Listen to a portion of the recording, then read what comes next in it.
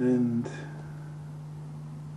really, I think that some of the opportunities that I could have gone abroad in the early 70s and should have gone abroad, but we went camping instead, and went to Scotland mostly for holidays. Which another people, I mean, by the early 70s, that's when really people were starting to travel abroad and get a bit more adventurous. And even going to Spain was like, a big adventure, but we didn't even do that.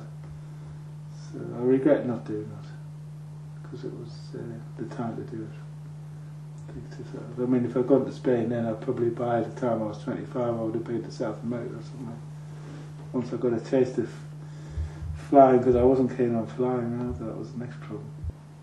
I think we took our first holiday abroad in 1989, which was to see family in Canada.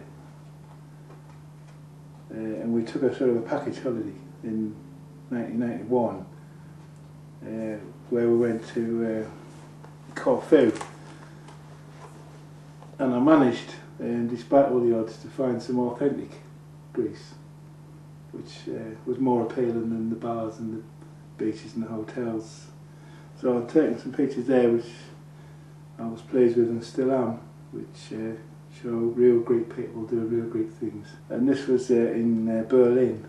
I suppose it was to be in 2004, and it was the first time that I'd used digital camera, and we borrowed it from my daughter, because I would always say that film's the traditional way, and it's the proven way, and what can digital do the film doesn't do.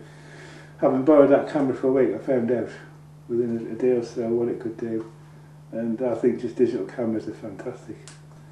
It's the Berlin Wall, which I remember well as a kid. And I couldn't understand at 12 and 13 why one side of Germany, or one side of Berlin, would want to kill the other side just for crossing a wall.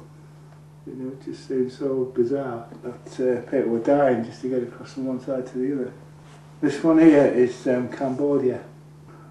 I'm trying to think when we went there, but it was probably about 2003, I would imagine. And we went to the killing fields, and it's really a sad place.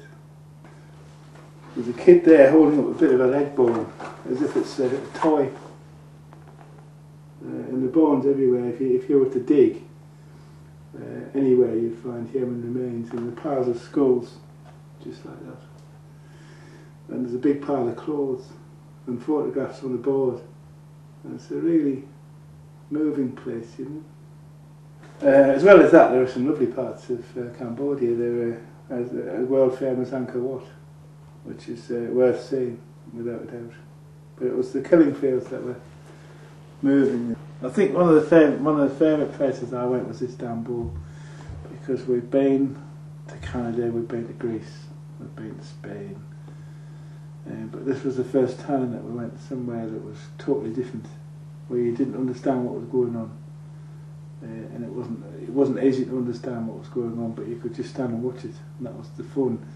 Down by the Bosphorus, you could just stand on the harbour and just watch all the life going around, and it was just so different. And I think really that's what, from my point of view, that's what started me off wanting to go to places like Thailand and Cambodia and Laos and Vietnam. But they really came in because our son was working in those places, and it was a good excuse to go. And whether we would have got there without him living there, I don't know. But I think it's just so different. You're just amazed by the way that the Turks live, and enjoy it.